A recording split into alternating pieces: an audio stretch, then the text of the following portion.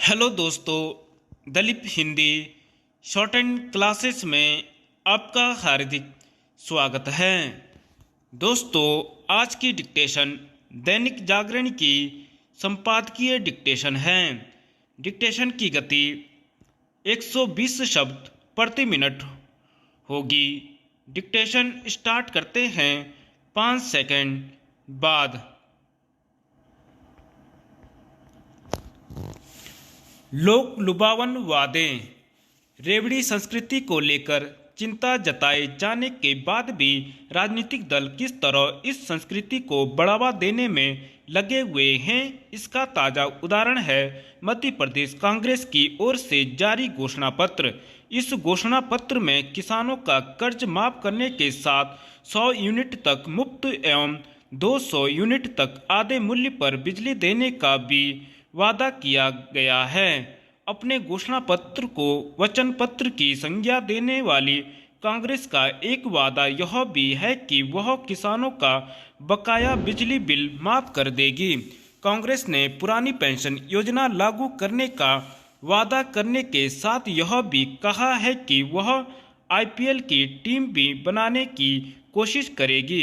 यह अपनी तरह का नया और अनोखा वादा है। लोक लुभावन घोषणाएं करते हुए कांग्रेस नेता कमलनाथ ने यह भी कहा है कि वर्तमान भाजपा सरकार ने खजाना खाली कर दिया है और इस समय राज्य के हर व्यक्ति पर 50,000 रुपये का कर्ज है।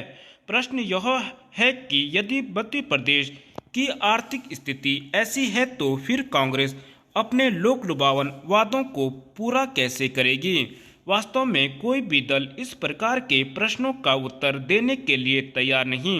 कांग्रेस मध्य प्रदेश की तरह तेलंगाना में भी लोक लुभावन वादे करने की तैयारी में है। तेलंगाना कांग्रेस छात्रों को मुफ्त इंटरनेट प्रदान करने और विवाह के समय युवतियों को 1 लाख रुपए के साथ 10 ग्राम सोना देने पर विचार कर रही है। यह बात और है कि उसके नेता यह भी कह रहे कि इंटरनेट सेवा प्रदाताओं से बात करके तय किया जाएगा कि छात्रों को यह सुविधा कैसे दी जाए। साफ है कि बिना सोचे समझे घोषणाएं की जा रही हैं। कांग्रेस का घोषणा पत्र आने के पहले तेलंगाना में सत्तारूढ़ भारतीय राष्ट्र समिति यानी बीआरएस ने अपना घोषणा पत्र जारी कर दिया है और उसमें भी कई लोक लुभावन वादे किए हैं। दिलचस्प यह है कि जहां कांग्रेस ने बीआरएस के घोषणा पत्र को रद्दी का टुकड़ा बताया है, वहीं बीआरएस नेताओं का कहना है कि कांग्रेस के वादों पर भरोसा नहीं किया जाना चाहिए क्योंकि वह कर्नाटक की जनता से किए गए अपने वादों को पूरा नहीं कर पा रही है। विधानसभा चुनाव वाले अन्य राज्यों में भी राजनीतिक दल लोक लुभावन वादे करें तो हैरानी नहीं, क्योंकि जब एक दल रेवड़ी संस्कृति को बढ़ावा देता है तो दूसरे दल भी ऐसा करने को विवश हो जाते हैं। ऐसा करते समय वे अपने वादों को तो तार्किक बताते हैं, लेकिन विरोधी दलों के वादों को झूठ का पुलिंदा करार देते हैं। अब जब यह साफ है कि राजनीतिक दल रेवड़ी संस्कृति से बाज आने वाले नहीं, तब फिर चुनाव आयोग को ऐसे अधिकार दिए जाने चाहिए जिससे कोई भी दल जन कल्याण के नाम पर आर्थिक नियमों से खिलवाड़ करने वाली घोषणाएं न कर सके। सीमांत का विकास। उत्तराखंड के सीमांत क्षेत्रों को डबल इंजन की सरकार का बखूबी लाभ मिल रहा है। चीन और नेपाल से लगी सीमा पर स्थित गांवों की चिंता ही है कि इन क्षेत्रों में नित्य नई योजनाएं लागू की जा रही हैं। प्रधानमंत्री नरेंद्र मोदी के पिथौरागढ़ व अल्मोड़ा के आलिया दौरे के बाद सीमांत क्षेत्रों के विकास को गति मिलना निश्चित है। कांग्रेस के 2 विधायकों ने भी प्रधानमंत्री के सीमांत के विकास के लिए प्रतिबद्धता की मुक्त कंठ से प्रशंसा की।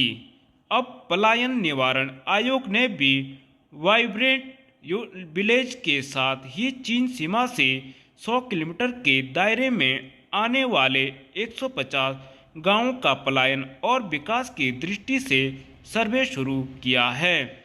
सर्वे के बाद आयोग मार्च तक रिपोर्ट सरकार को सौंपेगा। इसमें सीमांत गांवों में रिवर्स पलायन के दृष्टिगत सुझाव भी दिए जाएंगे।